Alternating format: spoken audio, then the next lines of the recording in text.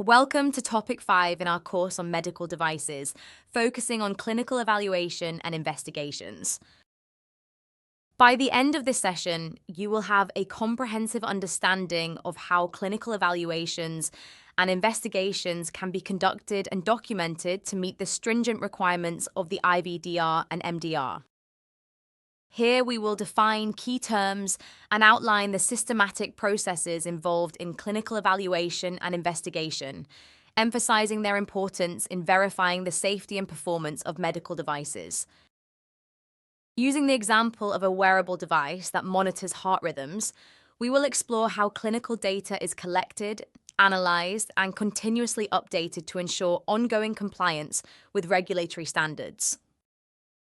We will also discuss the integration of these processes with the Quality Management System, QMS, and the technical file, highlighting the roles of ISO 13485 and ISO 14155. Additionally, we will cover the specific requirements for conducting clinical investigations on vulnerable populations and the importance of informed consent. Let us start out this session by defining the terms clinical evaluation and clinical investigation. Clinical evaluation is a systematic and planned process to continuously generate, collect, analyze, and assess clinical data pertaining to a device. This process verifies the safety and performance, including clinical benefits, of the device when used as intended by the manufacturer. The clinical evaluation must be thorough, objective, and take into account both favorable and unfavorable data. It should be proportionate to the nature, classification, intended purpose, and risks of the device. Let's use the example of the wearable device designed to monitor heart rhythms.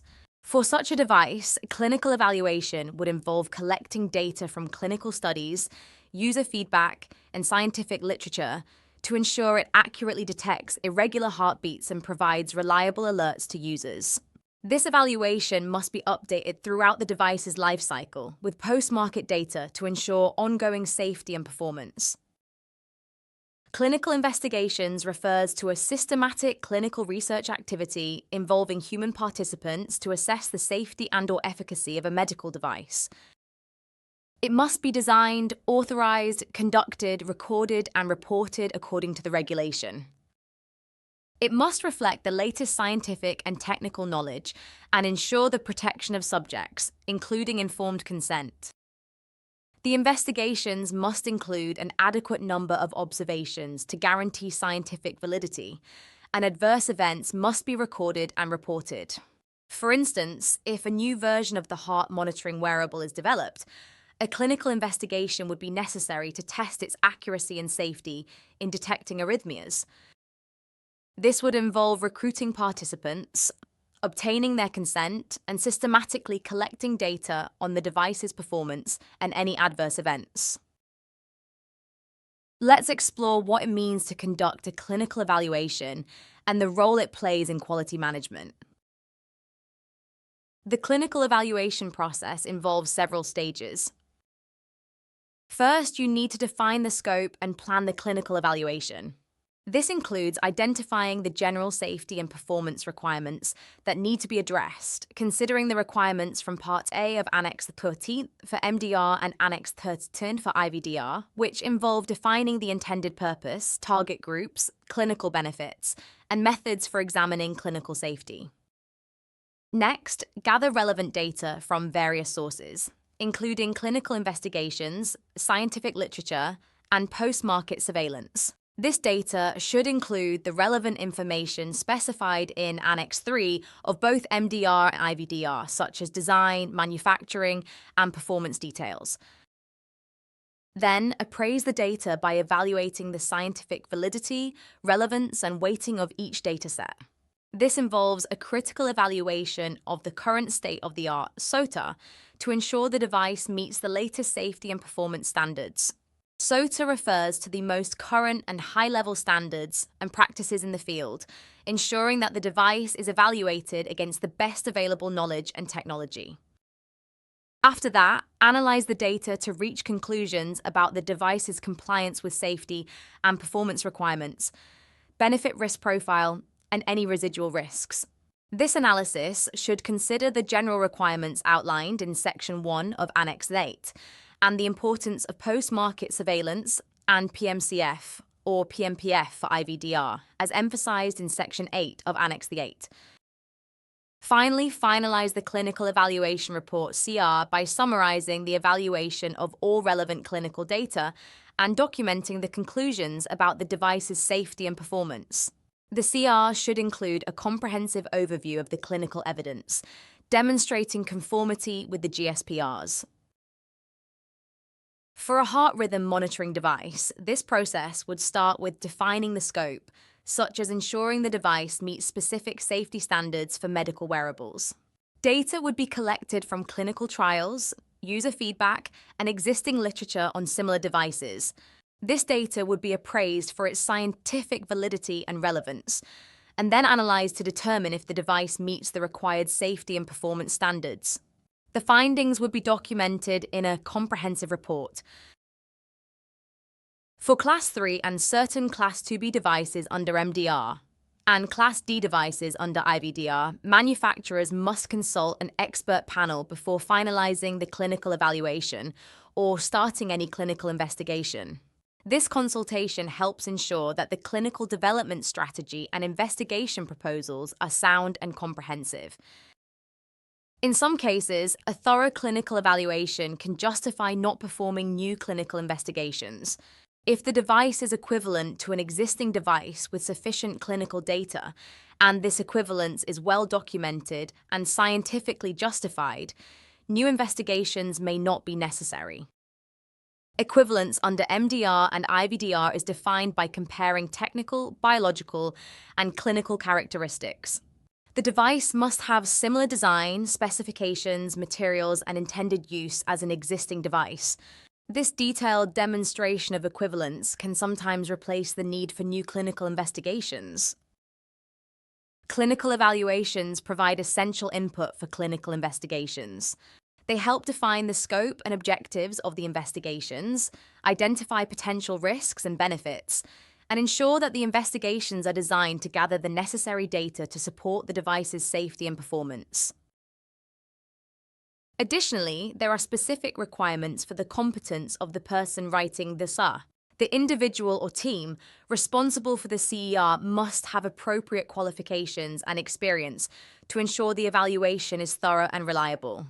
The evaluators should have a degree in a relevant field and at least 5 years of documented professional experience. If a degree is not a prerequisite for the task, then 10 years of documented professional experience is required. Evaluators should possess knowledge in several areas, including research methodology, for example, clinical investigation design and biostatistics, information management, for example, scientific background, or librarianship qualification with experience using relevant databases. Knowledge of regulatory requirements and medical writing through either postgraduate experience or training in either medical writing, systematic review, and clinical data appraisal. Evaluators should also have knowledge specific to the device under evaluation, including the device technology and its application, diagnosis and management of the conditions intended to be diagnosed or managed by the device, and knowledge of medical alternatives, treatment standards, and technology. For devices requiring specialist clinical expertise, the evaluator should be a trained and experienced physician in the relevant medical specialty. The choice of evaluators must be justified through reference to their qualifications and documented experience. A declaration of interest for each evaluator should also be presented.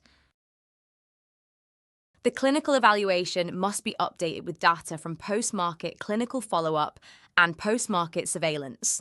This is a continuous process that confirms the device's safety and performance throughout its expected lifetime.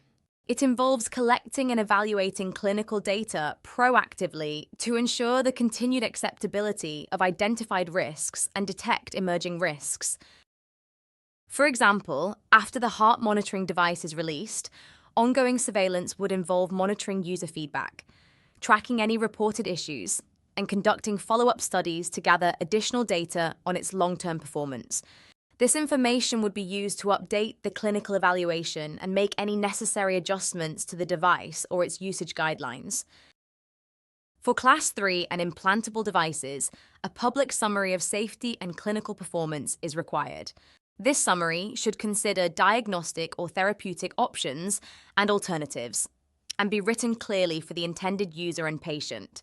The SSCP must include detailed information on the device, as well as mention residual risks and undesirable effects.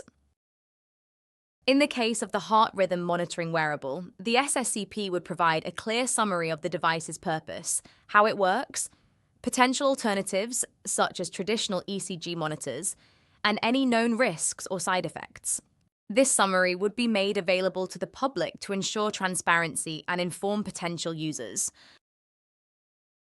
The clinical evaluation must be actively updated based on new information from PMS, at least annually for Class 3 devices, and every 2 to 5 years for Class 1 devices. The frequency of update should be justified based on the device's risks, innovation, clinical performance, and safety data. For the heart monitoring device, updates to the clinical evaluation might be required annually if new data from post-market surveillance indicates emerging risks, or if significant improvements are made to the device. Regular updates captured as a result of well-followed procedures in the QMS ensure that the device continues to meet safety and performance standards over time. Risk management is a critical component of compliance with the In Vitro Diagnostic Regulation, IVDR, and Medical Device Regulation, MDR, and is especially important for clinical evaluation. It involves a systematic process to identify, evaluate, control, and monitor risks associated with medical devices throughout their life cycle. This process is guided by ISO 14971 and ISO TR 24971. The risk management plan is crucial within the clinical evaluation framework, detailing the approach for identifying and mitigating risks associated with the device's use. It encompasses procedures for risk analysis, risk evaluation, and the implementation of risk control measures. Additionally, it can demonstrate how the device meets or exceeds best practice and technology standards, known as the state of the art. The risk management report documents the results of the risk analysis and evaluation, supporting business decisions around market status for a device. It includes the identification of hazards, estimation of risks, implementation of risk controls, and the evaluation of residual risks. This report should be continuously updated whenever new data from PMS and clinical evaluations is available. Regular reviews of the risk management process are essential and should be integrated with the clinical evaluation, quality management system, SIQMS, post-market surveillance, PMS, and design and development processes. These reviews should occur at least annually or whenever significant new information becomes available. Now let's look at clinical investigation. We start by revisiting the general safety and performance requirements we spoke of earlier. These state that devices must be designed and made to ensure they don't compromise health and safety. They should perform as intended under normal use conditions and not harm the user or place them in unsafe conditions through use. In the context of clinical evaluation and investigation, the integration of these requirements and benefit-risk analysis is paramount. Clinical evaluation must provide robust evidence that the device performs as intended in line with the claims, and that its benefits outweigh any potential risks. They must prove the benefits of the device, not just the absence of risk. For the smartwatch app that monitors heart rhythms, the benefit-risk analysis would include identifying risks such as false alerts, missed detections, or data security issues. Each risk must be evaluated for its potential impact on the user. The impact of each identified risk must be assessed. For example, a false alert might cause unnecessary anxiety, while a misdetection could result in a serious health issue. Measures must be implemented to mitigate identified risks, such as improving the accuracy of the app's algorithms, enhancing data security measures, and providing clear user instructions. Understanding the real impact of these risks involves conducting thorough clinical investigations to gather data on the device's performance and safety in real-world conditions. For the smartwatch app, clinical studies would need to demonstrate the accuracy and reliability of heart rhythm detection, as well as the overall safety of the device. The data collected from these studies should be used to continuously update the risk management plan and ensure ongoing compliance with regulatory requirements. Clinical investigations are essential for demonstrating the safety and performance of medical devices. Articles 63 through 82 of IVDR and MDR outline the requirements and procedures for these investigations, ensuring devices meet necessary standards before reaching the market. A key part of clinical investigations is obtaining informed consent. Participants must be fully informed about the nature, purpose, potential risks, and benefits of the investigation. Special considerations are required when conducting investigations on vulnerable populations such as minors or pregnant women. For instance, testing a smartwatch app on minors requires additional ethical protections. Before starting a clinical investigation, an application must be submitted to the relevant authorities. This includes detailed information about the device, the investigation plan, and risk management measures. Authorities assess the application to ensure it meets all regulatory requirements.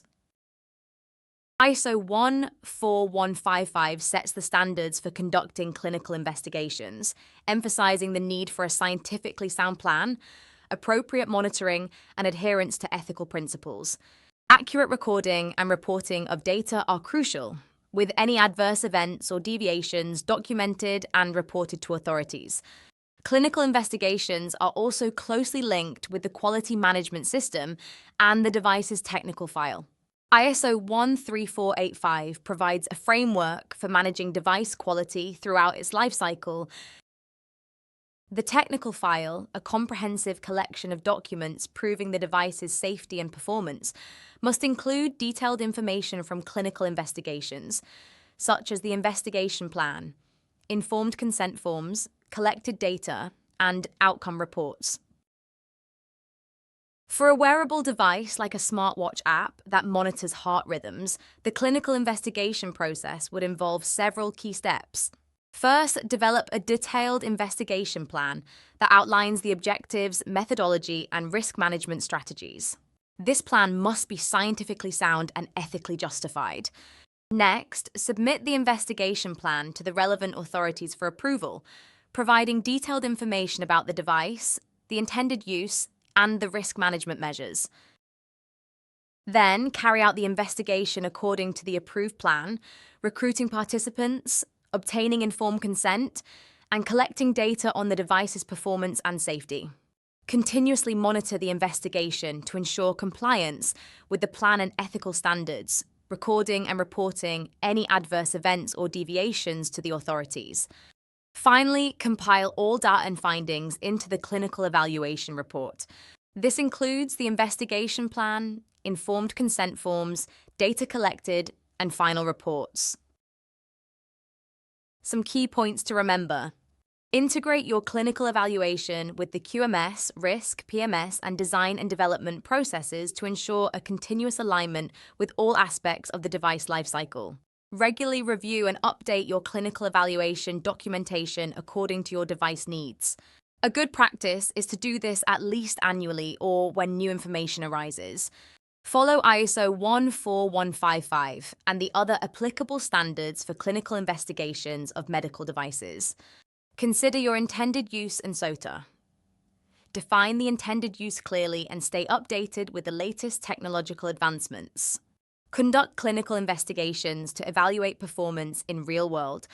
Ensure you seek approval from authorities prior to starting and ensure appropriate informed consent is received from patients. Maintain the technical file with all relevant data and information, ensuring it is accurate, organized, and up to date.